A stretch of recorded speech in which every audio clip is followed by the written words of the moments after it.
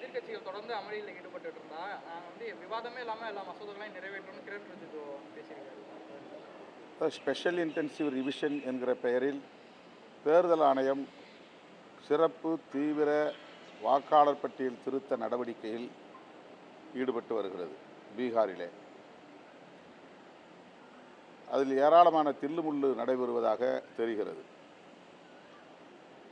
குறிப்பாக பாஜகவுக்கு எதிராக வாக்களிக்கக்கூடியவர்களை எல்லாம் வாக்காளர் பட்டியலில் இருந்து நீக்குவது, வெளிமாநிலங்களில் இருந்தும் பீகார் மாநிலத்தில் வாக்காளர்களாக பலரை சேர்த்து அவர்களை வாக்களிக்க செய்வது, ஏற்கனவே இப்படி கடந்த நாடாளுமன்ற தேர்தலிலும் இவர்கள் செய்திருக்கிறார்கள். அதற்கு தேர்தல் ஆணையம் துணை போகிறது என்கிற குற்றச்சாட்டுகளை காங்கிரஸ் உள்ளிட்ட அனைத்து எதிர்க்கட்சிகளும், குறிப்பாக இந்தியா கூட்டணியில் இடம்பெற்றுள்ள கட்சிகள் யாவும் வலியுறுத்தி வருகிறோம். இதனை நாடாளுமன்றத்தில் விரிவாக விவாதிக்க வேண்டும் என்பதுதான் கோரிக்கை. ஜூலை 21 தொடங்கிய நாடாளுமன்ற கூட்டத்தொடர், மழைக்கால கூட்டத்தொடரில் தொடக்கத்திலிருந்தே இதை விவாதிக்க வேண்டும் என்று கோரிக்கை விடுத்தும் ஆளும் கட்சி அதை ஏற்க மறுக்கிறது. அந்த கோரிக்கையை வலியுறுத்தி தொடர் போராட்டங்களில் ஈடுபட்டு வருகிறோம். அவர்கள் அதை ஏன் விவாதிக்க தயங்குகிறார்கள்? தமிழ்நாட்டிலும் அப்படி செய்வதற்கு சில முயற்சிகள் மேற்கொள்ளப்படுகின்றன என்கிற தகவல்கள் வெளியாகின்றன. இந்தியா முழுவதும் இதை அவர்கள் நடைமுறைப்படுத்த வாய்ப்பு இருக்கிறது.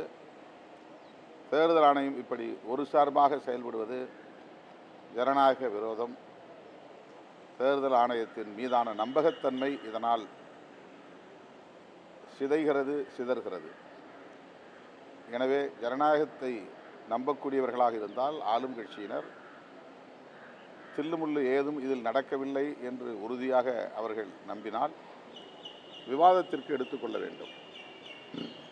அதுதான் எதிர்க்கட்சிகளின் கோரிக்கை.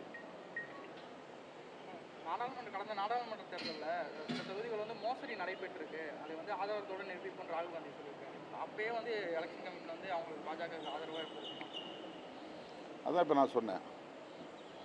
நடந்து முடிந்த நாடாளுமன்ற பொதுத் தேர்தலிலேயே தேர்தல் ஆணையம் பாஜகவுக்கு ஆதரவாக செயல்பட்டு இருக்கிறது என்ற சந்தேகம் வலுத்திருக்கிறது. அவர்கள் சுதந்திரமாக இயங்கவில்லை. பாஜகவின் முழுமையான கட்டுப்பாட்டில் தேர்தல் ஆணையம் சிக்கியுள்ளது. எந்த தில்லுமுள்ளுவையும் இன்றைக்கு அவர்கள் செய்ய தயாராக இருக்கிறார்கள். பீகாரில் இதை ஒரு பரீட்சார்த்தமாக அவர்கள் வெளிப்படையாக செய்கிறார்கள். சிஏஏ சட்டத்தை நடைமுறைப்படுத்துகிற ஒரு நடவடிக்கையாகவும் இது இருக்கிறது. வாக்காளர்களாக இருப்பவர்கள் தாங்கள் இந்த நாட்டின் குடிமகன் என்பதை ஆதாரத்தோடு உறுதிப்படுத்திய பிறகுதான் வாக்காளர் பட்டியலில் இடம்பெற முடியும் என்கிற ஒரு நடவடிக்கையையும் இவர்கள் மேற்கொண்டிருக்கிறார்கள். இது மிகுந்த ஆபத்தானது.